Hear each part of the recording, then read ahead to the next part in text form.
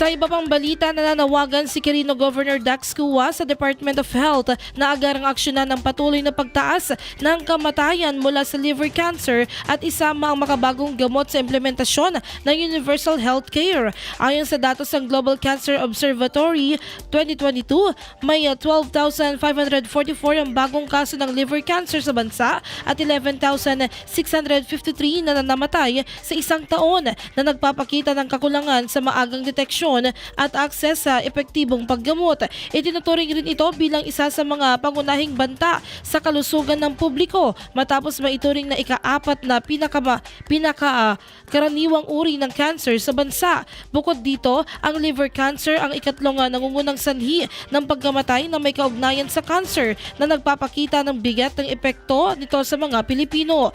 Pinayuhan din ito ang DOH na isama sa Philippine National Formulary ang makabagong paggamot tulad ng immunotherapy at targeted therapy.